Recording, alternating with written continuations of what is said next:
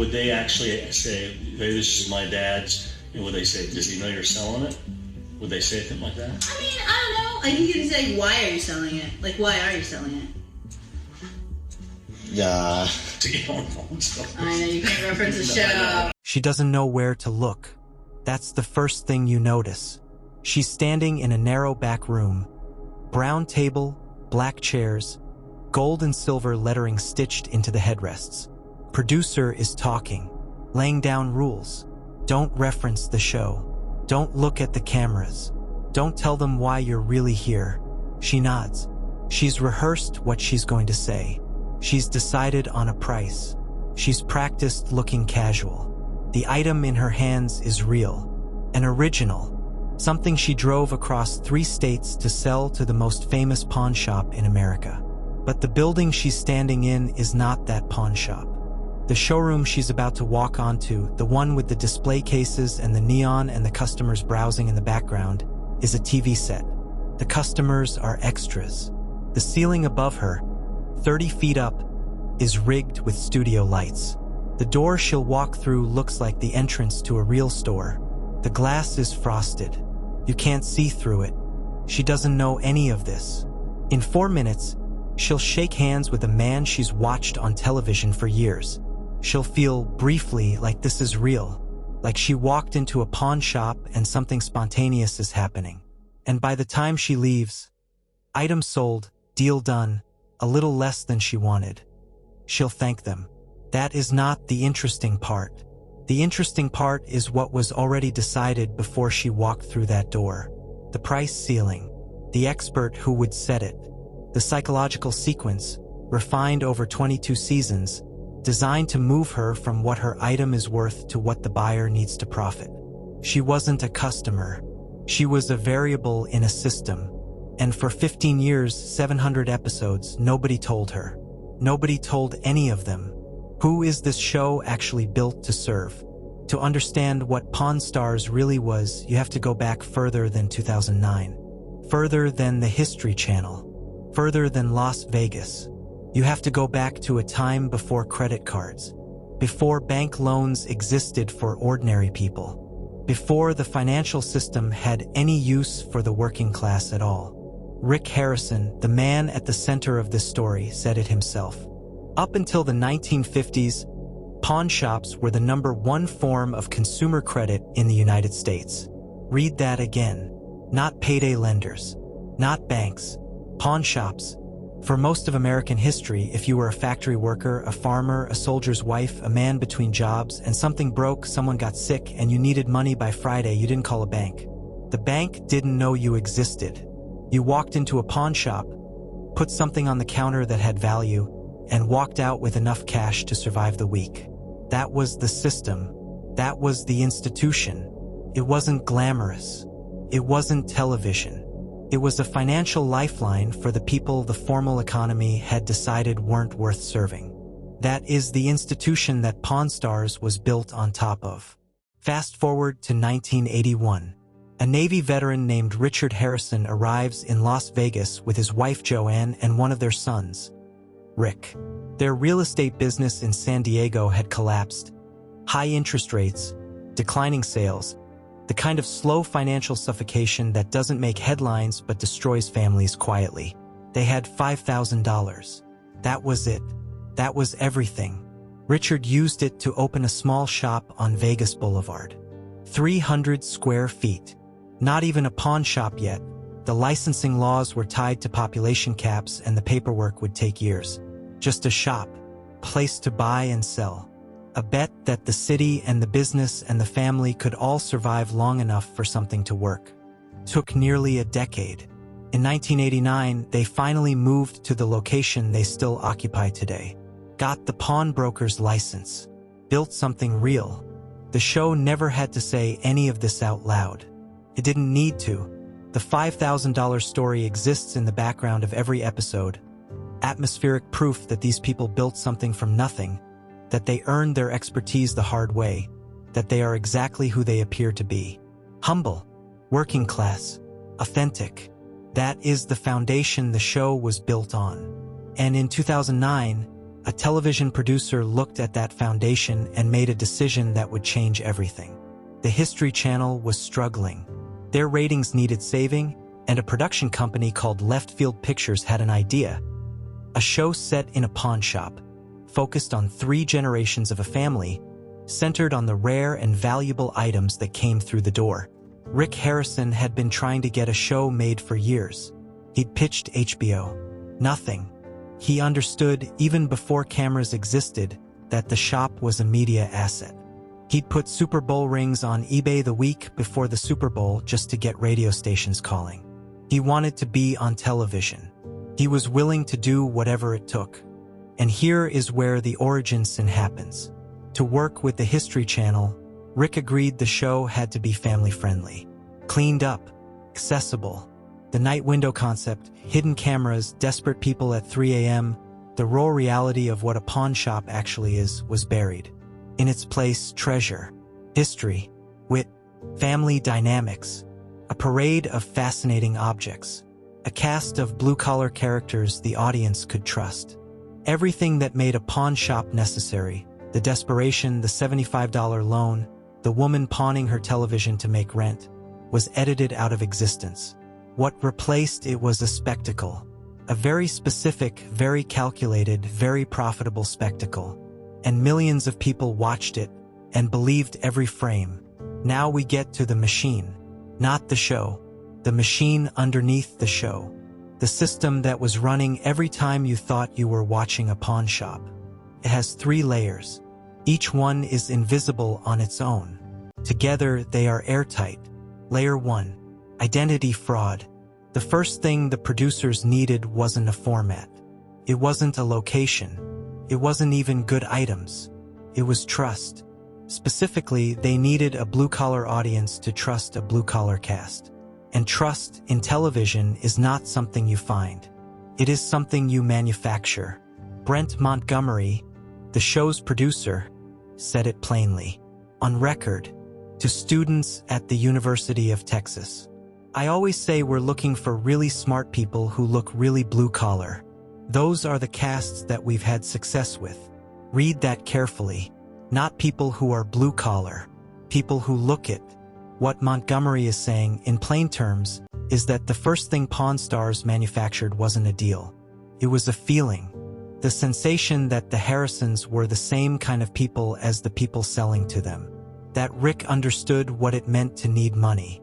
That the old man was the kind of straight-talking patriarch you could trust to be fair. He compared it to beer commercials. It's like when they put the average-looking guy with the really hot chick in the beer commercials, so you want to buy the beer so you can be as lucky as that guy. That is not a man describing a documentary.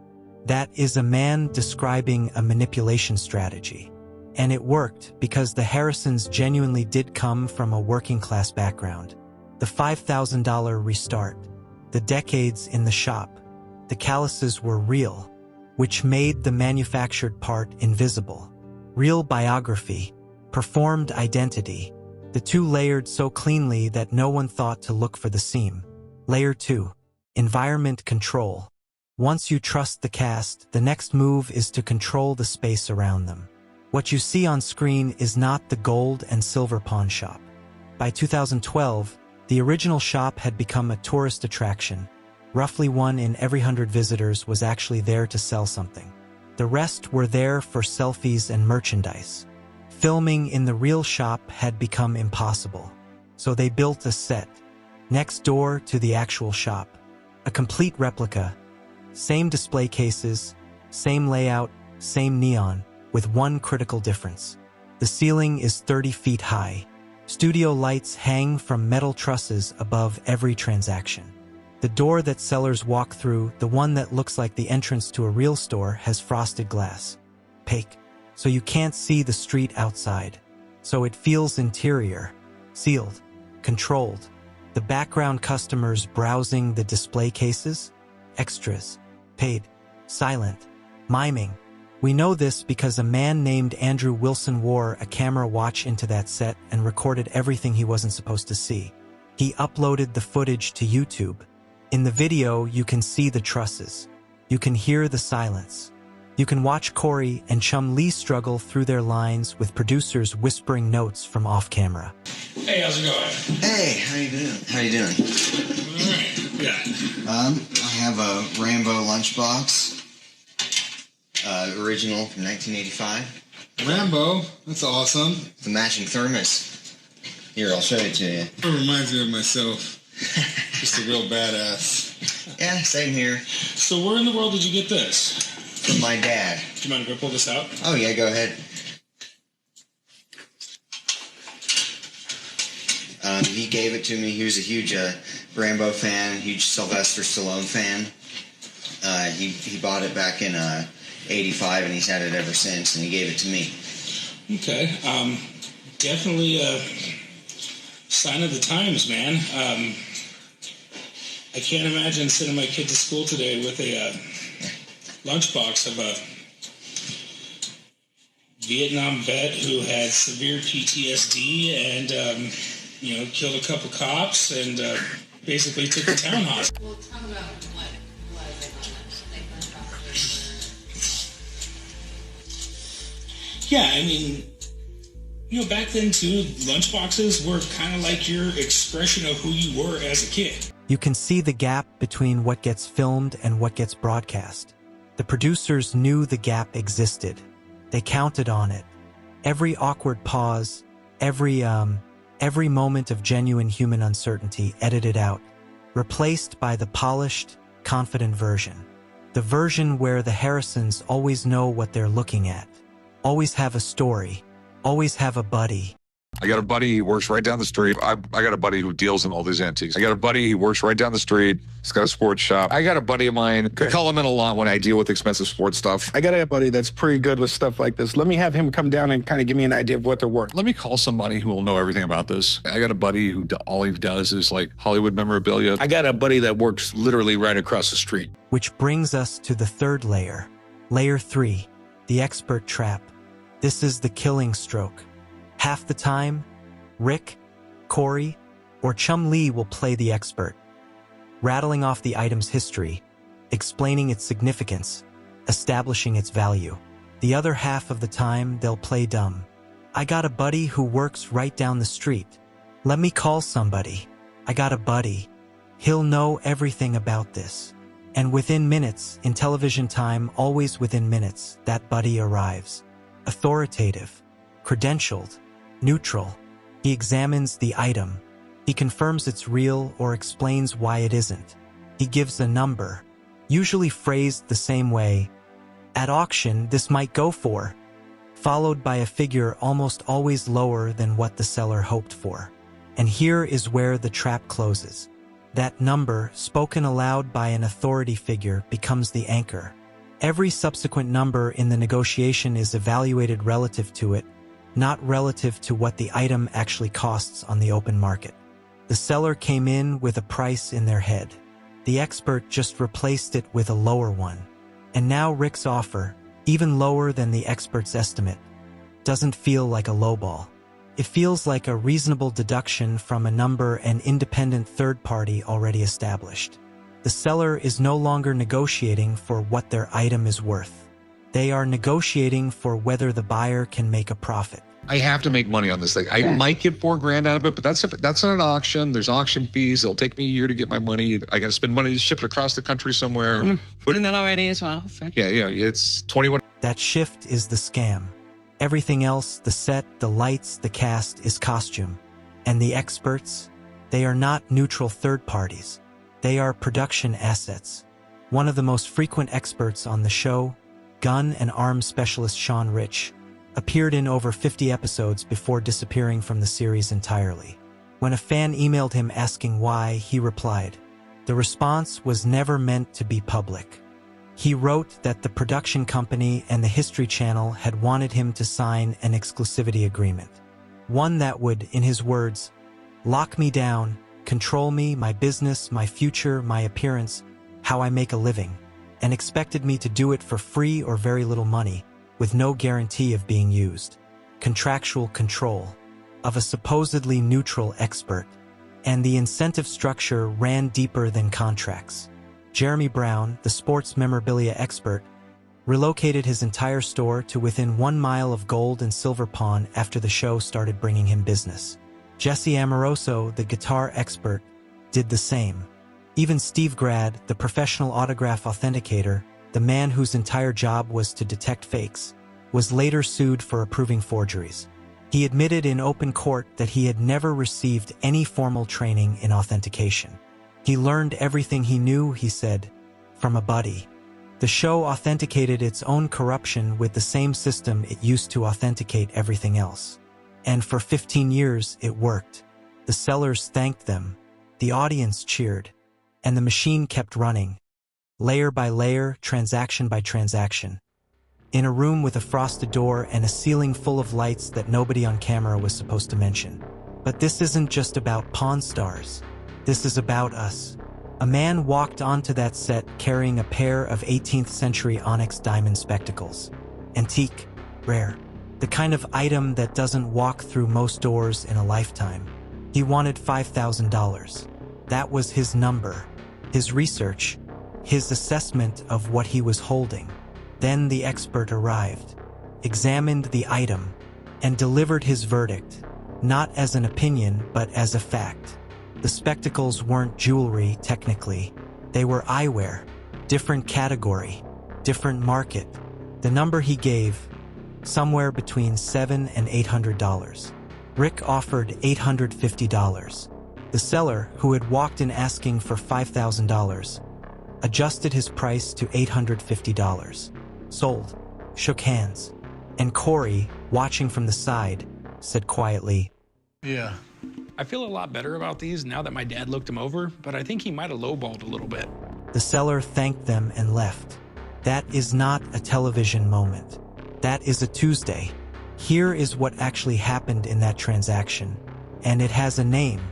Daniel Kahneman and Amos Tversky, two of the most consequential psychologists of the 20th century, documented a cognitive mechanism they called anchoring bias. The principle is this: once a number is spoken aloud by an authority figure, every subsequent number in the conversation is evaluated relative to that anchor, not relative to market value, not relative to what the seller researched, relative to the number the authority just placed in the room. The seller came in with $5,000 in his head. The expert spoke $700. Rick offered $850. $850 felt generous. It was $150 above what the expert said. It was progress. It was a negotiation one. It was $4,150 below where the conversation started. Kahneman and Tversky didn't study pawn shops. They studied human cognition. But what they found is the precise mechanism Pawn Stars industrialized across 700 episodes. The expert doesn't need to lie. He doesn't need to cheat. He just needs to say, and not despite the lowball. Because of it, Rick's offers became memes, merchandise. The best I can do is $50 became a punchline that sold t-shirts. My name is Billy, and I don't know what the fuck I'm talking about, but yeah, I'd probably say this is 35 to 37,000. The audience didn't just watch the system, they celebrated it. Because the show had done something almost elegant in its cynicism. It cast people who looked exactly like the audience in the role of the people being extracted from. Blue-collar sellers, honest people, middle Americans with family heirlooms and garage finds and a quiet hope that something they owned might be worth more than they thought. And it cast the Harrisons, who also looked exactly like the audience, in the role of the extractors. The show's real product was never the items on the counter. It was the audience's willingness to root for a system designed to extract value from people who looked exactly like them.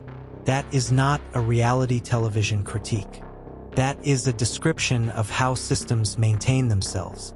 Someone has to cheer. Someone has to make the lowball offer feel like entertainment rather than extraction. Someone has to buy the t-shirt.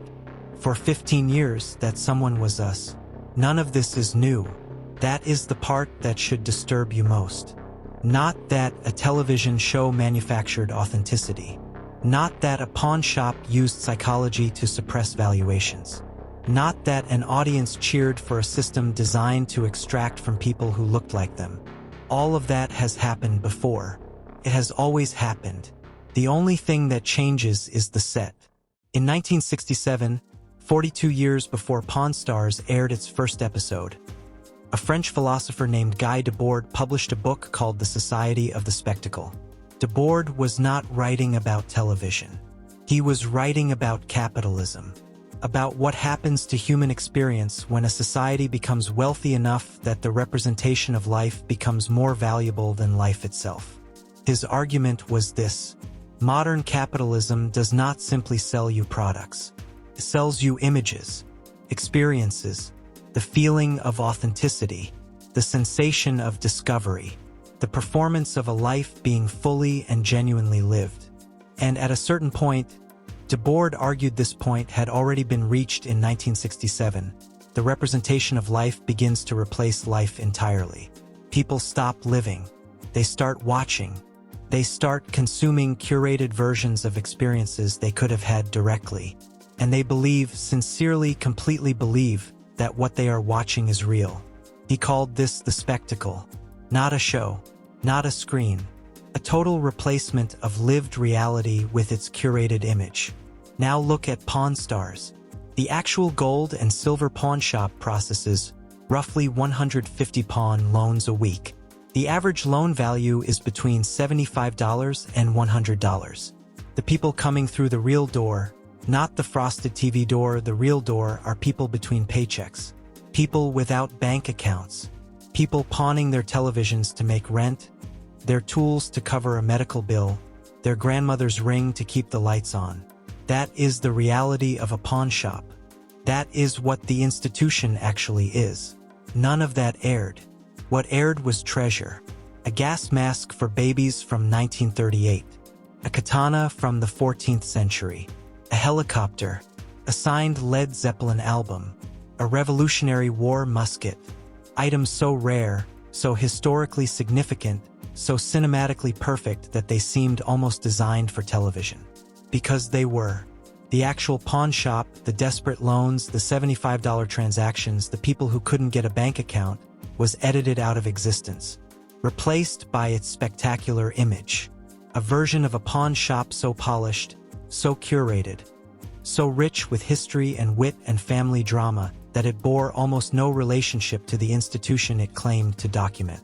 Debord said this was coming in 1967. The Harrisons didn't invent it. They didn't theorize it. They just gave it a gold and silver logo and put it on the History Channel on a Tuesday night. And 7 million people watched it and believed it was real. But there is a second philosopher who matters here. One who understood something Debord didn't quite name. Irving Goffman, sociologist, author of The Presentation of Self in Everyday Life, published in 1959. Goffman's argument was simpler and in some ways more devastating. He said that all social life is performance, that every human being in every interaction is managing an impression, and that the key to understanding any social situation is to identify where the front stage ends and the backstage begins. The front stage is what the audience sees. Costumes on, lines rehearsed, performance in progress. The backstage is where the performance is constructed, where the mask comes off, where the real negotiation happens, the one the audience is never supposed to witness. Now look at the showroom floor, lit by studio lights, populated by silent extras, cleaned up, edited, scored, and broadcast to 150 countries. Rick knowing the item's history because a researcher fed it to him in the back room. Corey delivering lines a producer just whispered into his earpiece. The seller pretending she just walked in off the street. That is the front stage. And the backstage is the narrow room with the brown table and the black chairs and the producer laying down the rules before anyone walks onto the set. Don't reference the show. Don't look at the cameras. Don't tell them why you really came. The tragedy, and Goffman would have recognized it immediately, is that the sellers only ever saw the front stage.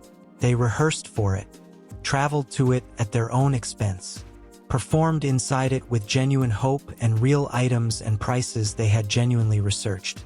And the Harrisons lived permanently backstage. Every transaction that felt spontaneous to the seller had already been shaped in a room the seller never entered. Every expert who seemed to arrive by chance had a production relationship the seller was never told about. Every negotiation that felt like two people haggling honestly was the final act of a play whose first two acts had already been written and staged before the seller walked through the door. Goffman called this the management of impressions. We called it reality television. The vocabulary was different. The mechanism was identical. And this is the thing Debord understood that we are still learning. The spectacle is not a lie you can simply expose and walk away from. It is not a trick that stops working once you see it. The sellers who suspected the show was staged still came. The experts who knew the system was controlled still participated. The audience who understood the deals were lowballed still watched, still cheered, still bought the merchandise. Because the spectacle doesn't require your belief. It only requires your attention. And attention, as anyone who has ever spent 4 hours watching a show they stopped trusting seasons ago already knows, is the one thing we have never learned to withhold. His name is Andrew Wilson, and he is the most honest person in this entire story. Andrew wanted to sell a Rambo lunchbox. Original, 1985. His father's. A huge Sylvester Stallone fan who had kept it since the year it came out and eventually passed it to his son. It was worth something. Not a fortune, but something. Andrew knew this. He also knew something else. Something he was careful not to say out loud until the cameras stopped rolling. He and his father hadn't driven to Las Vegas because they needed the money. They came because they wanted to be on the show. That was the real transaction. Not the lunchbox. The appearance. The experience of standing on that floor, next to those faces, inside that world they had watched from their couch for years. The money was secondary. Being seen was the point. So he applied. Months in advance. The way everyone does. He was selected. He made his way to Las Vegas at his own expense. No travel reimbursement, no hotel covered, no per diem. Just a man and his father and a metal lunchbox and a quiet hope that something memorable was about to happen. And then he put on a watch with a camera in it. What Andrew recorded is the most complete documentation of the Pawn Stars machine that has ever been made public. It begins in the holding room, the brown table, the black chairs with the gold and silver lettering. A producer sitting across from him going through the rules. The rules are specific. Don't reference the show. Don't acknowledge the cameras.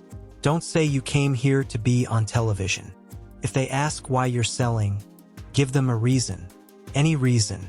Just not the real one. Andrew nods. He already knows the real reason. The producer already knows he knows. And both of them are about to walk onto a set and pretend, for the benefit of an edit that will air months later to millions of people, that none of this conversation happened. Then he walks through the frosted door. Look up at the footage. You can see the trusses. 30 feet above the transaction that is about to take place. Above the display cases and the neon and the carefully arranged items and the register and everything that is supposed to look like a working pawn shop, there is a grid of metal scaffolding hung with studio lights. Professional. Permanent. The kind of infrastructure you build when you are not filming occasionally. The kind you build when the set is the product. In the background, the customers browse. They move slowly. They lean toward the display cases. They appear to be examining items, having conversations, living their Las Vegas afternoon. They are not speaking. Their mouths are moving. Their hands are gesturing. But no sound is coming out. Because sound would contaminate the audio track.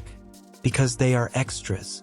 Because the living, breathing, spontaneous atmosphere of a real pawn shop on a real Tuesday afternoon is being mimed by paid performers in total silence, while Andrew tries to sell his father's lunchbox 3 feet away. Corey comes out to meet him, then Chum Lee. They examine the lunchbox.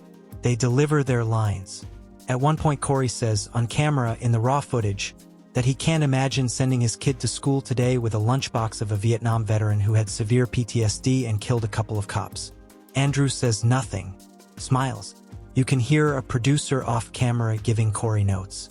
You can hear the pause, The reset. The line delivered again, slightly differently. The version that will make the cut is cleaner, more confident, more like a man who knows things and says them naturally rather than a man reading lines he was handed in a back room 2 minutes ago. The gap between the raw footage and the broadcast version is not a matter of editing out stumbles.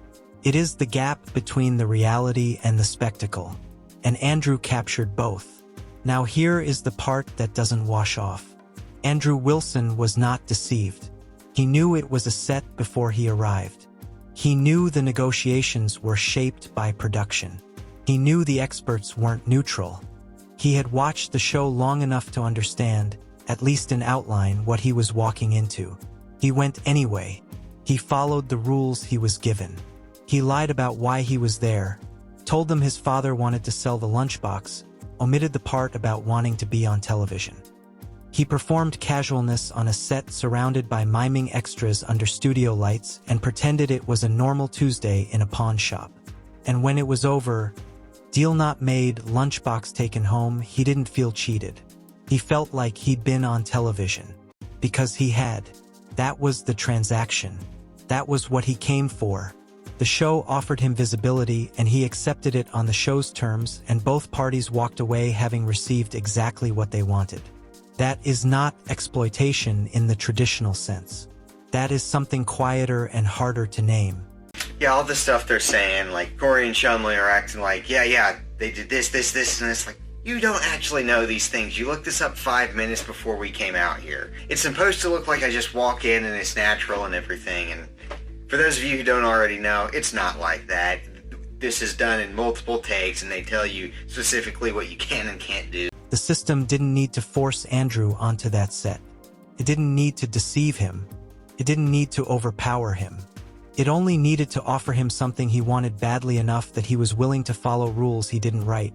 In a building he was told not to describe accurately, performing a version of himself that omitted the most important true thing about why he was there. And he is not unusual.